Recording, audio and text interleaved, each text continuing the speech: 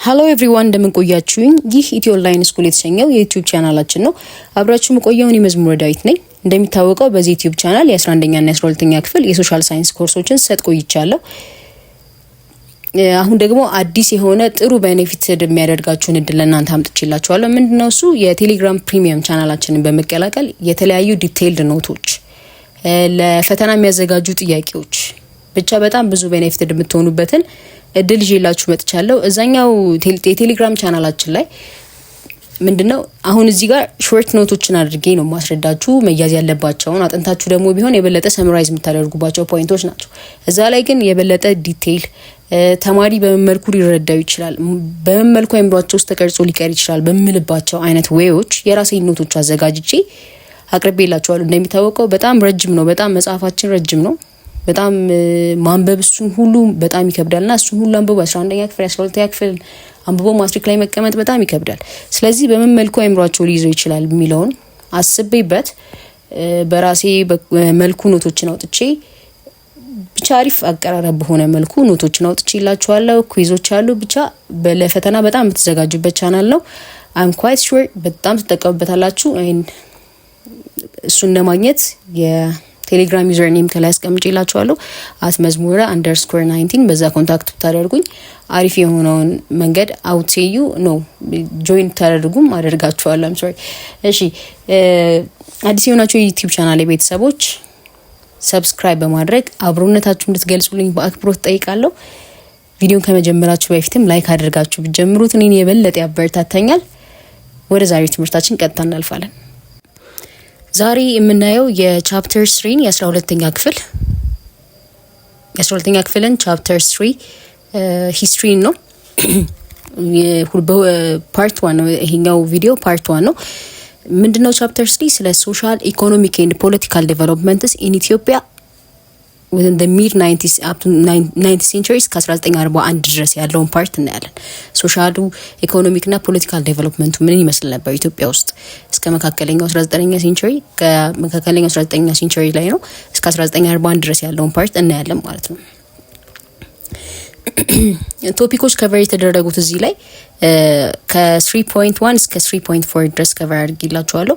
3.1 ስለ ሎንግ ዲስታንስ ትሬድ ኤንድ ፒፕልስ ኢንተራክሽን ኢን ኢትዮጵያ ኢን ዘ 90th ሴንቸሪ፣ ሎንግ ዲስታንስ ትሬዳቸው እንዴት ነበረ፣ የሰዎች ኢንተራክሽን ምን ይመስል ነበር በ19ኛው ሴንቸሪ ላይ የሚለውን ፓርት ስናይ በሱ ውስጥ ዲቴይል ያሉት ፋክተሮቹ ምንድን ነበሩ፣ ለሎንግ ዲስታንስ ትሬድ እንዲፈጠር ፋክተሮቹ ምንድን ነበሩ፣ ትሬድ ሩቶቹ ማን ነበሩ፣ ማርኬት ሴንተሮችስ፣ ትሬድ አይተምስ ኤንድ ስሌቭ ትሬዶችስ ምንድን ነበሩ፣ ትሬድ አስ ኤ ፋክተር ኦፍ ፒፕልስ ኢንተራክሽንም ምን ይሰጣል፣ ምን አግኝቷል፣ ምን አድርጓል የሚለውን ፓርት እናያለን። 3.2 ፓወር ሪቫይቫል ኤንድ ኮንሶሊዴቲንግ ሴንትራል ገቨርንመንት 1985 up to 1913 የፓወር የስልጣን ሽሚያ ወይንም የስልጣን ግፊያ ነበረ። ፓወር ሪቫይቫሉ እንዴት ነበረ? ዘመነ መሳፍንትን የ11ኛ ክፍል ቻፕተር ላይ የ11ኛ ክፍል የሂስትሪ ትምህርት ላይ በደንብ አይታችሁታል። 10ኛ ክፍል 9ኛ ክፍልም ነበረ። ዘመነ መሳፍንት እንዴት ኢንድ አደረገ፣ ለምን ኢንድ እንዲያደርግ ምክንያቶቹ ምንድን ነበሩ የሚሉት እናያለን።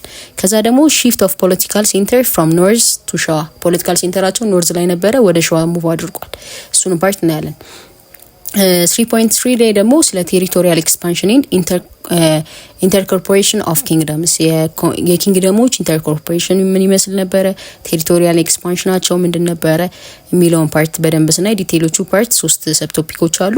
ፒፕልስ ኢንተራክሽን፣ የሰዎች ኢንተራክሽን ለፖሊሲ ሴንትራላይዜሽን ኢንተራክሽናቸው ምን ይመስል ነበረ፣ ኔቸር ኦፍ ዘ ኖርዝ ኤንድ ሳውዝ ላንድ ቴነር ሲስተምስ፣ የሳውዝ እና የኖርዝ የመሬት ቴነር ነበረ ምን ይመስል ነበር እሱ እናያለን። ቼንጂንግ ዳይናሚክስ ኦፍ ላንድ ቴነር ኢን ዘ ሳውዝ ላይ የነበረው የላንድ ቴነር ምን ይመስል ነበር፣ ቼንጅ አድርጓል፣ ዳይናሚክሱ እንዴት ነው እሱን እናያለን። 3.4 ስለ ኤክስተርናል ሪሌሽን ቻሌንጅስ ኤንድ ትሬትስ ያወራል ማለት ነው። እዚህ ላይ ስለ ኤክስተርናል ቻሌንጆች the battle of ጉደት ኤንድ ጉራ እናያለን። the ህይወት ወይንም አድዋ ትሪቲን እናያለን። ዶጋሊ ኢንሲደንት ምን ይመስል ነበር፣ ምንድነው፣ ባትል ኦፍ መተማን እናያለን። ሪሊጂየስ ዲቪዥን ነበር እና ባትል ኦፍ አድዋ እናያለን ማለት ነው። 3.1 ሎንግ ዲስታንስ ትሬድ ኤንድ ፒፕልስ ኢንተራክሽን ኢን ኢትዮጵያ ኢን ዘ 90th ሴንቸሪ ይሄንን ስናይ የመጀመሪያው ሰብ ቶፒክ ምንድነው? ፋክተሮቹ ምንድናቸው? ለነዚህ ሎንግ ዲስታንስ ትሬድ እንዲመጣ ፋክተሮቹ ምንድናቸው? the first one is the rise of monarchical system among the southwestern Oromo regions, especially the Gibe Kingdom revival trade. ሞናርኪያል ሲስተም መኖሩ የት አካባቢ ላይ? ሳውዝ ዌስተርን ኦሮሞ ሪጅን ላይ ስፔሻሊ ጊቤ ኪንግደም ላይ ትሬዱን በጣም እንዲጧጧፍ አድርጎታል ማለት ነው። ሌላኛውስ ፖለቲካል ኢንስታቢሊቲ ዲዩ ቱ ፌደራል ዋርስ initially hindered the trade but later improved as conditions stabilized. ፖለቲካል ኢንስታቢሊቲ ነበረ በዛ ታይም ላይ የፖለቲካ አለመረጋጋት ማለት ነው። በምን ምክንያት መጣ? ፊውዳል ዋሮች ነበሩ በዛ ታይም ላይ የፊውዳል ጦርነት ነበረ። ይሄኛው አደናቅፎታል ትሬዱን፣ ግን ቆይቶ ተሻሽሎ ነበር ማለት ነው እና ኮንዲሽኑም ስታብላይዝ ተደርጎ ቆይቶላቸው ነበር። ሌላኛው ደግሞ ፋክተሩ ምንድነው? ሎንግ ዲስታንስ ትሬድ የበለጠ እንዲጧጧፍ የተደረገበት ሌላኛው ፋክተር ምንድነው? the Egyptians conquest of Saudi Arabia.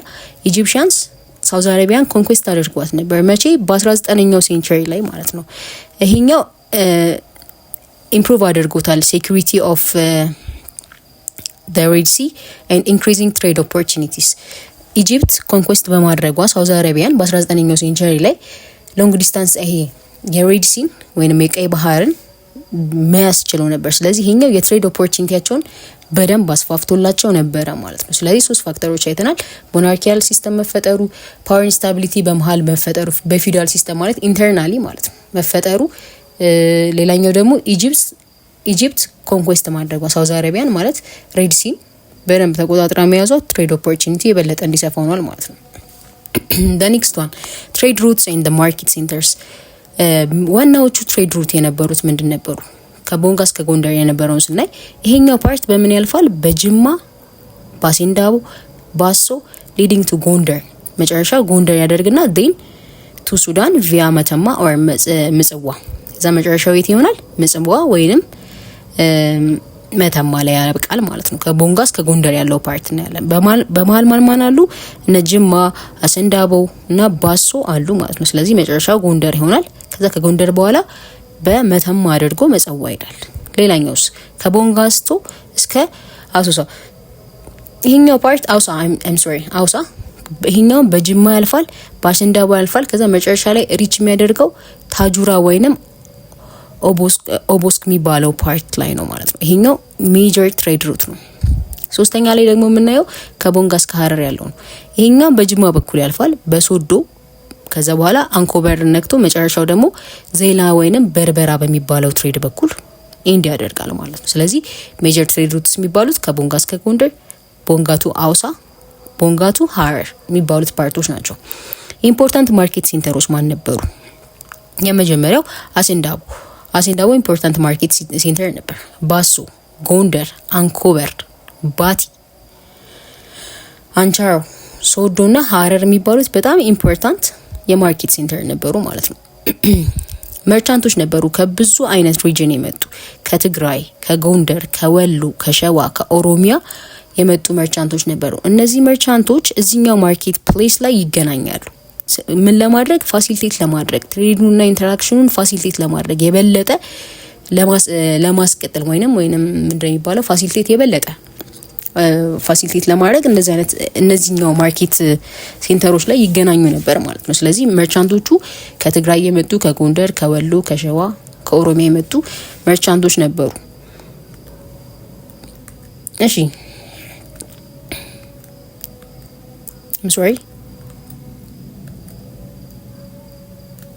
ከዛ ትሬድ አይተምስ እና ስሌቭ ትሬድን እናያለን።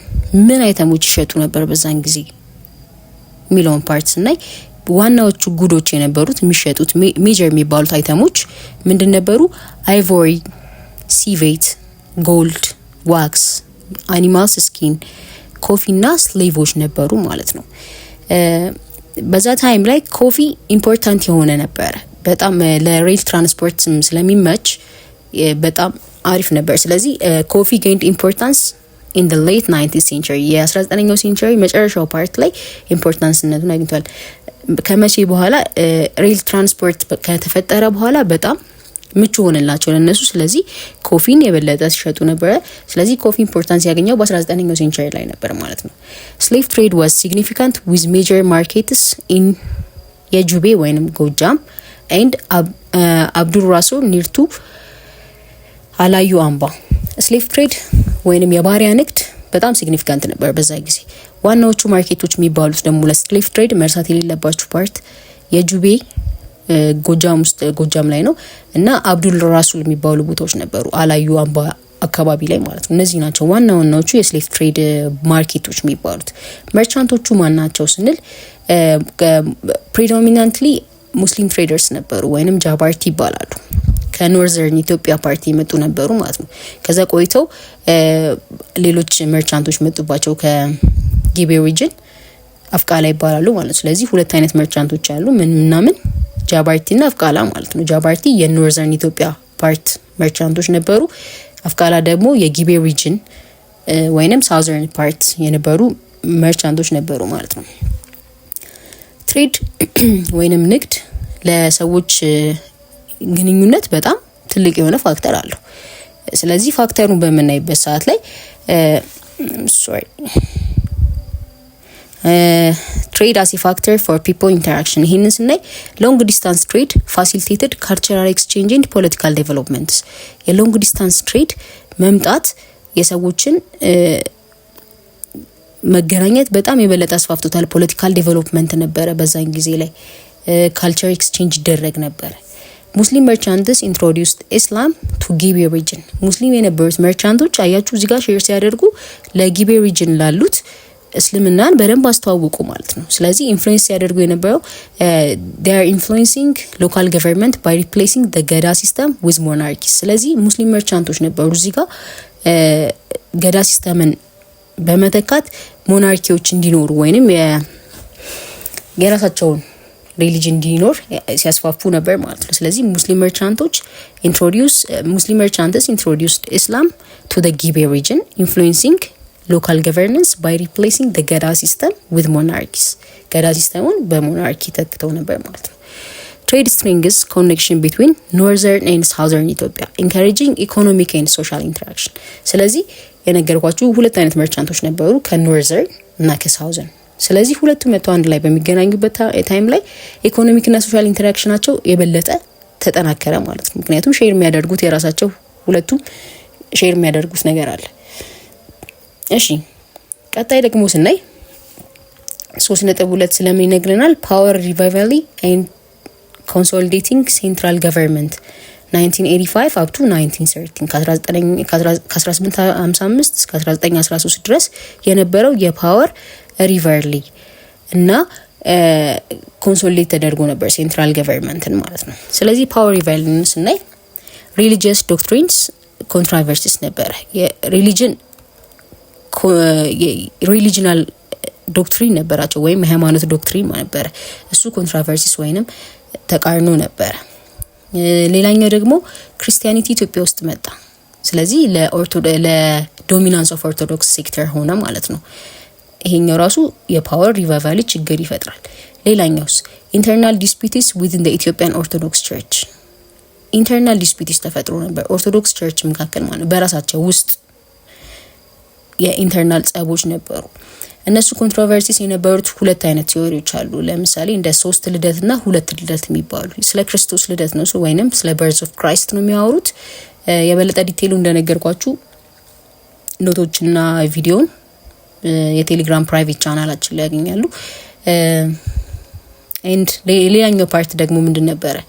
ሪጂናል ዶክትሪናል ዲቪዥን ኤንድ ዴር ኢምፓክት ኦን ናሽናል ዩኒቲ። ሪጅኖች በዶክትሪናል ዲቪዥን ነበራቸው።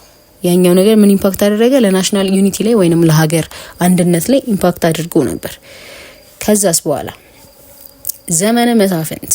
ስለ ዘመነ መሳፍንት የ11ኛ ክፍል 10ኛ ክፍል 19ኛ ክፍል በደንብ ተምረን አልፈናል። ዘመነ መሳፍንት ኢንድ ያደረገባቸው ምክንያቶች ምንድን ነበር? ወይንም በዘመነ መሳፍንት ጊዜ ላይ የነበሩ ነገሮችን መጀመሪያ እናያለን። የመጀመሪያው ፔሪድ ኦፍ ሲቪል ዋርስ ኤንድ ዊክንድ ሴንትራል አውቶሪቲ። ሲቪል ዋሮች ነበሩ በዛ ታይም ላይ። ሲቪል ዋር ወይንም ይሄ እዛው ለዛው ጸብ ነበራቸው። ስለዚህ አውቶሪቲውን አዳክሞት ነበር። ኢኮኖሚክ ሃርድሺፕ ፌስድ ባይ ፔዛንትስ ዲዩ ቱ ኤክሴሲቭ ታክሴሽን ኤንድ ፎርስድ ሌበር። በጣም ብዙ የበዛ ፔዛንቶችን በጣም ብዙ እንትን ይሏቸው ነበር፣ ታክስ በጣም ይሰበስቡባቸው ነበር። ስለዚህ የኢኮኖሚክ ሃርድሺፕ ተፈጠረና ፎርስድ በጣም የሚደረጉ ሌበሮች ነበሩ። በዛ ምክንያት ኢንተርናል ጸብ ተፈጠረ። ዘመነ መሳፍንት ላይ ስንመጣ ወደ መጨረሻው ፓርት ላይ ማን ይመጣል? ካሳ ኃይሉ ይመጣል ማለት ነው። ካሳ ኃይሉ የሚሊተሪ ካምፔኑን ሪዩናይት አድርጓት ኢትዮጵያ አድርጓታል። ወይንም ቴዎድሮስ ተብሎ ቴዎድሮስ ተሰከንድ ወይንም ኢምፔሪየር ቴዎድሮስ አጼ ቴዎድሮስ የሚባለው መጨረሻው ፓርት ላይ ነው የመጣው። የክንፉ ወንድም እንደሆነ ምናምን ዲቴል ኤክስፕላኔሽን ሌሎቹ ክላሶች ላይ በደንብ ተሰጥቶበታል። ስለዚህ ቴዎድሮስ ተሰከንድ ምን አደረገ የሚለውን ፓርት ስናይ ሪዩናይት አድርጓታል ኢትዮጵያን እንደ አዲስ ሪዩናይት ወይንም እንደ አዲስ ዩናይት አድርጓታል ማለት ነው። ኪ ባትሎች ተፈጥሮ ነበር። በባትሎች በጣም በብዙ ባትሎች አልፎ ነው ኢምፔሪየር ቴዎድሮስ መጨረሻ ላይ ስልጣን ላይ ወጣው ማለት ነው። እነሱ ባትሎች ምንድን ነበሩ የሚሉትን ደግሞ ያው ዲቴል እንደነገርኳችሁ ቴሌግራም ቻናላችን ላይ ያገኙታል። the final defeat of regional lords and official in ዘመነ መሳፍንት መጨረሻ ላይ ዲፊት ያደረጋቸው ቴዎድሮስ ዲፊት ካደረጋቸው በኋላ ዘመነ መሳፍንት የሚባለውን ፓርት እንዳደርጉታል ማለት ነው።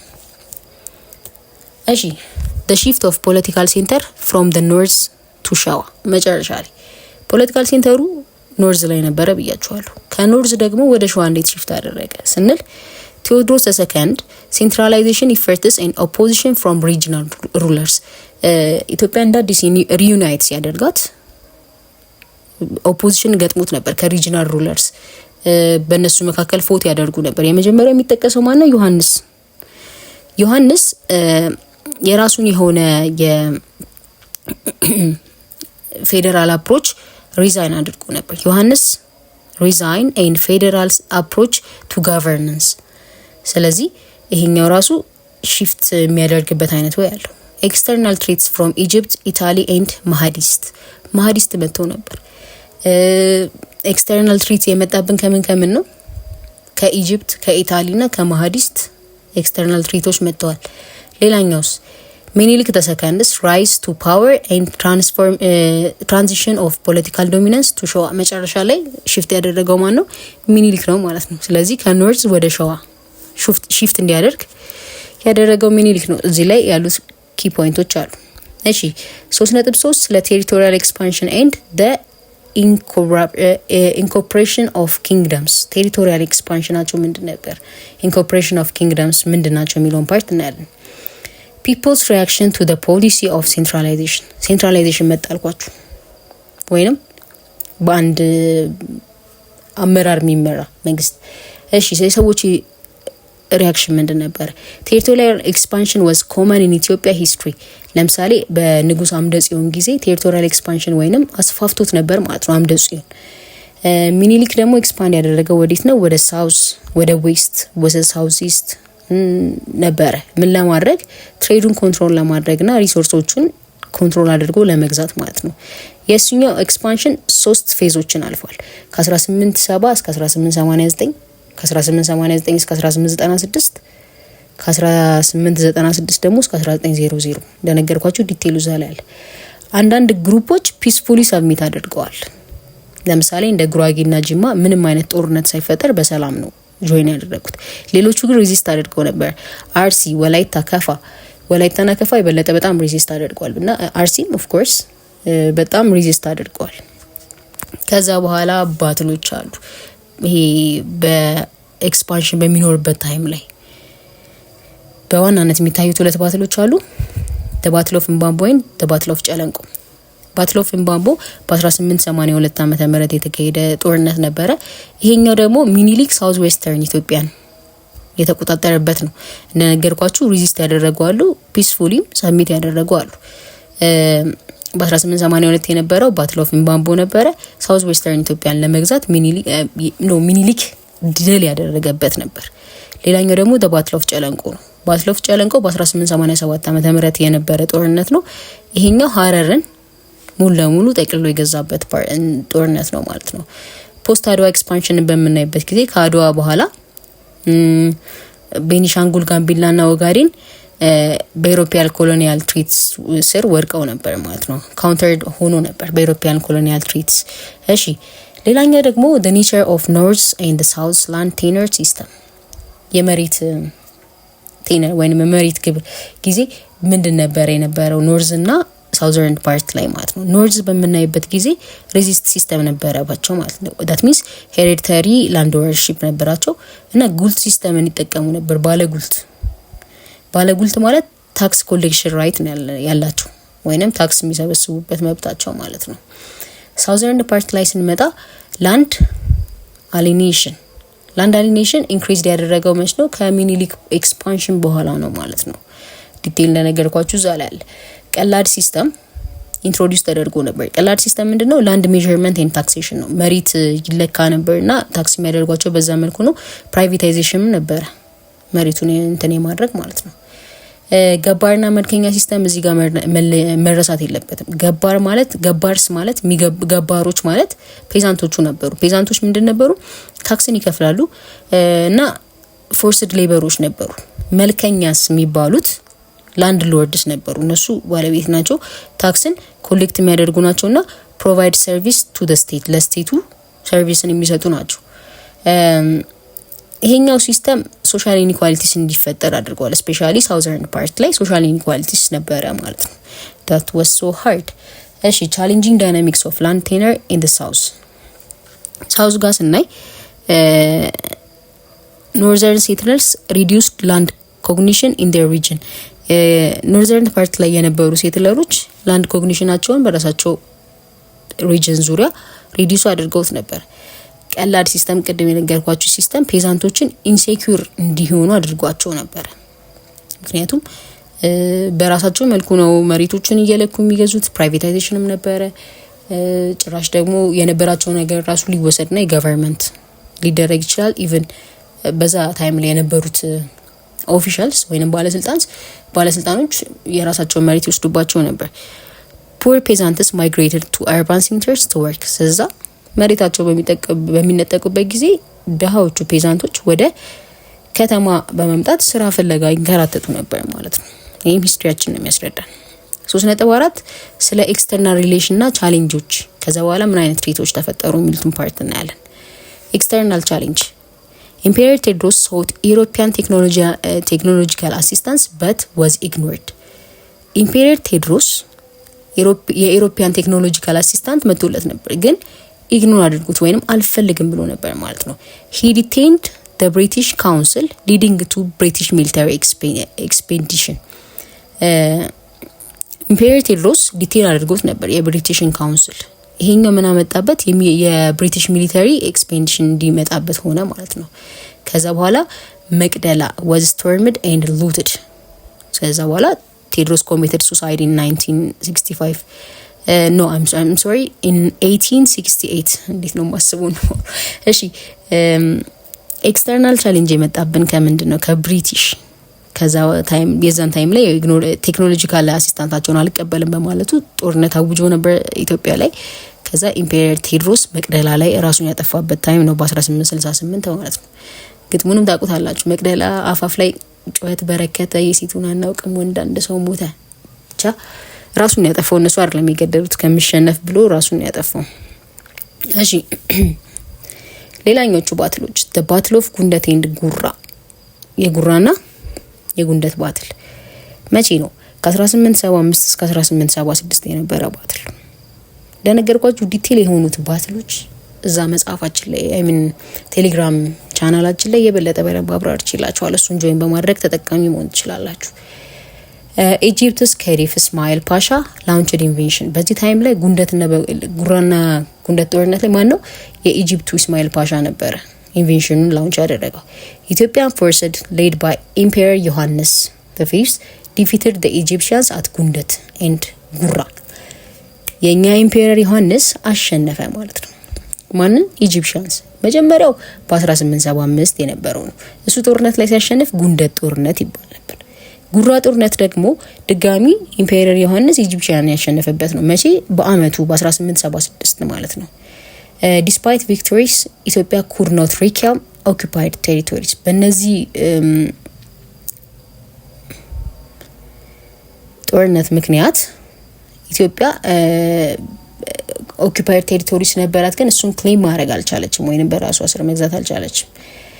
the last part ወይንም the Hewitt ወይንም አድዋ ትሪቲ ይባላል በ1884 ዓመተ ምህረት። ይሄኛው ትሪቲ መጀመሪያ ሳይን የተደረገው ቢትዊን ኢምፔረር ዮሐንስ እና በብሪቲሽ መካከል ነበር። ይሄኛው ምንድነው? ኢትዮጵያ helped to evacuate Egyptian troops from ሱዳን፣ ከሱዳን ኢጂፕሽያን ትሮፖች እንዲመጡ። ከዛ ግን ብሪቴኖች ፕሮሚሳቸውን ብሬክ አደረጉ and allowed Italy to occupy መጸዋ። ምንድነው? አጭበረበሩ ማለት ነው። ሲጀመር ትሪቲው በእኛ መልኩ በደንብ በትርጉም መልኩ ተዛብቶ ተረጎመ ነበር። ቺት አደረጉን ማለት ነው። ግን ትሪቲው ሳይን ተደርጎ የነበረው በኢምፔረር ዮሐንስ እና በብሪቲሽ መካከል ነበር። ከዛ ኢጂፕሽያኖች ትሮፖችን አመጡልን ከሱዳን ኢቫኩዌት ለማድረግ። ከዛ በኋላ ፕሮሚሳቸውን ሰበሩ። ይሄኛው ምንድነው? ኢጂፕት መጸዋን ወይንም የኛ ነው ሜጀር ትሬድ ሩት እቆጣጠራለሁ ስትል ነው ብሪቴኖች ሲሉ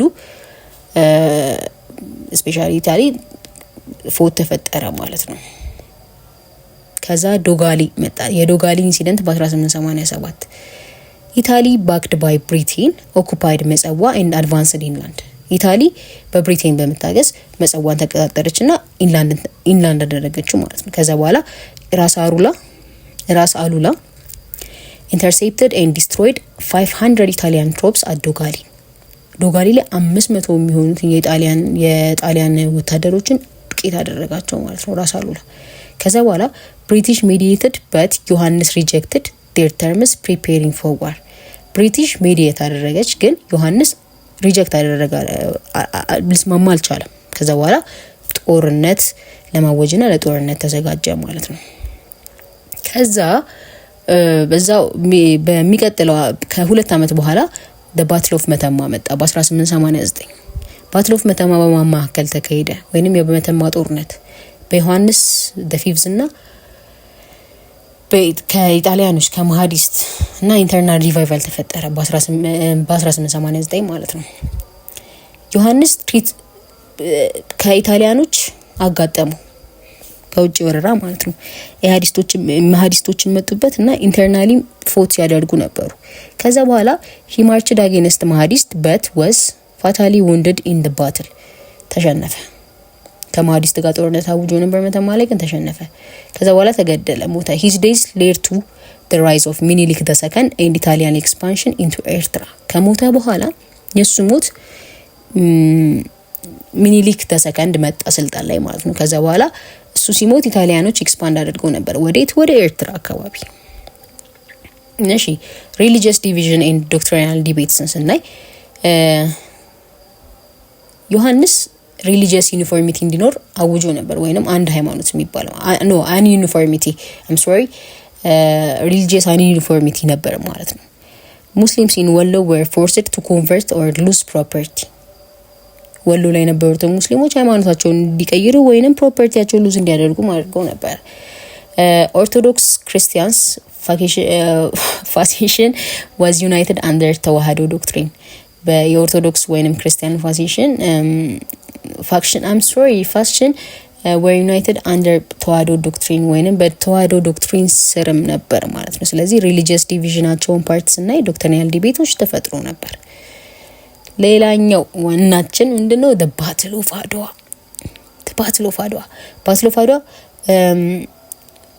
ይሄኛው ፓርት የመጨረሻ ፓርታችን ነው። ለዚህኛው ቪዲዮ የመጨረሻ ፓርታችን ነው። the battle of Adwa በ1896 የነበረ አድዋ ጦርነት ነው። ይሄኛው ጦርነት እንዴት እንትናለ? ኢታሊ sought to colonize Ethiopia using misleading treaty of ውጫሌ ጦርነት የውጫሌ ትሪቲ ነበር ዋናው ለአድዋ ጦርነት ዋናችን የሚሆነው ማለት ነው። ምንድነው?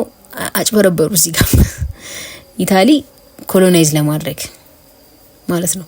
ኢምፔሪየር በዛ ታይም ላይ የነበረው ንጉስ ሚኒሊክ ነበረ። ሪጀክት አደረጋቸውና ጦርነትን አወጀ ማለት ነው። በፍጹም አልስማማም።